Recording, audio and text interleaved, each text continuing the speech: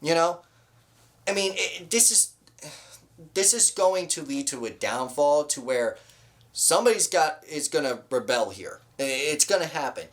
Either either there's going to be a gaming industry strike here coming up soon because of the poor leadership at multiple corporations around the world, or it's going to be a massive uprising in the gaming community, which is already happening right now. And leadership needs to take responsibility for these situations.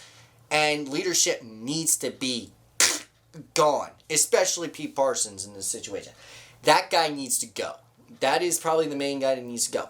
Heck, even what happened with Activision when they were acquired by Microsoft, the first guy to go was the CEO of Activision. And thank God and good riddance to that guy, because F that guy if you know the situation with that stuff. But this whole situation is because one guy couldn't resist spending $2.3 million on cars and the fact that the Final Shape underperformed. Which I find it hard to believe, because I think the Final Shape is one of Bungie's best campaigns and best stories that they've ever told. Heck, I think people are even placing it on the ridge of being as good as like Halo 2 and Halo 3 story, which is very, very high risk of them almost. And even very just, I mean, across the internet. I mean, everybody is saying the same thing at this point, and sadly, so many people are quitting Destiny right now. And that's the sad part. Because they're quitting the game, Bungie's not going to make any profits, therefore, what are they going to do? They're going to cut the people that are not important, which they're the people that make the games. It's not leadership that makes the games, it's the people. And that's the sad part. And Bungie is posting themselves as the good guys in this situation, when really they are the bad guys, and they need to go. This decline has happened for a while, and a lot of people were saying, we knew that Destiny was dead. We knew that Destiny was coming to an end at some point. They just didn't think that Destiny would be ending this quickly. And neither did I. I thought that Destiny had at least another maybe couple years lifespan, and then there would be some kind of reset, like a D3. But D3 was canceled years ago, according to multiple articles across the internet, confirming that Bungie wasn't even working on a Destiny 3. They were working on a Destiny mobile game. I can't. Okay. Now, I had to say, there is one game out there that is really revolutionizing the competition right now, and is taking all of the hate that Bungie is getting and applying it into their game. Warframe. Warframe is giving players a bunch of new stuff, new investment, and they are practically giving the entire Destiny community a gateway out. They even have a mobile version of Warframe on iOS, which I have to commend them for, because that game performing on a mobile phone is insanely good. I have to admit, that is insanely just revolutionary for them. I mean, it's almost as big as Warzone coming to mobile. When Warzone released on mobile, it was giant. I mean, even though the game was absolutely terrible at launch, right? It's still a very good game now. It's getting there to where it was supposed to be at launch. But Warframe Mobile on a mobile phone is impressive, because if you never play Warframe, there's so many controls and so many actions that happen in it, that this is the first legitimate looter shooter that was on a console that's actually been brought to a mobile device, which means that the Warframe community not only cares for this game, but that the Warframe developers are actually care about their game and care about the community and are listening to the community. Something that Bungie and other publishing companies need to take advantage of and need to actually do. EA and Respawn. But seriously though, this is such a sad scene to see, and I'm disappointed, I'm upset, and I'm sure a lot of other people are too. And honestly, seeing some of the biggest creators from Destiny quitting their favorite game to move on to different things shows how much that Bungie has really effed up, like really bad. Um, and it's their own fault. I mean, poor leadership and poor management will lead to even poor games and even poor DLCs.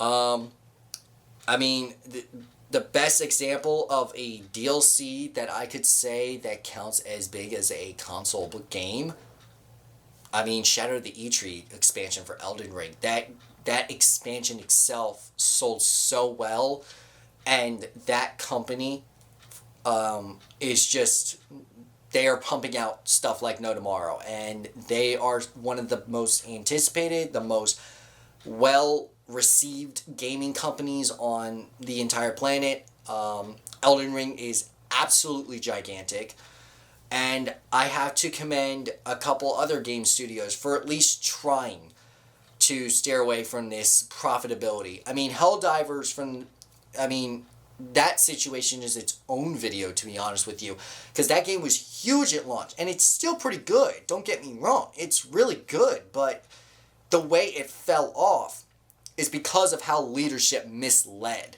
this whole situation. And that leadership essentially leads to failure.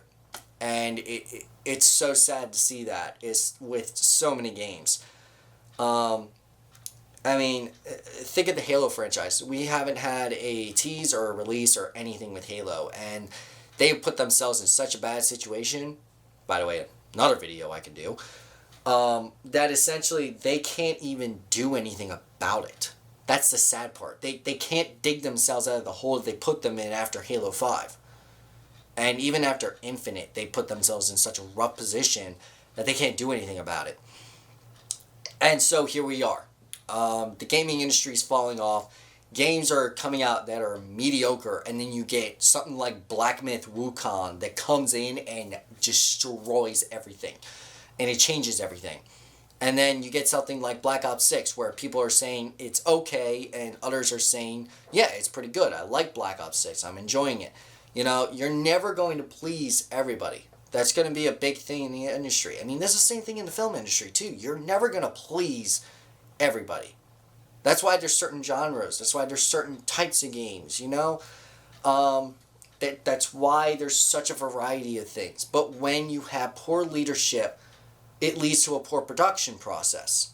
And when you have a poor production process, you're not going to have a good movie, or you're not going to have a good game. And that's what developers need to realize, is that we need to get rid of the old and we need to bring in the new, the fresh ideas.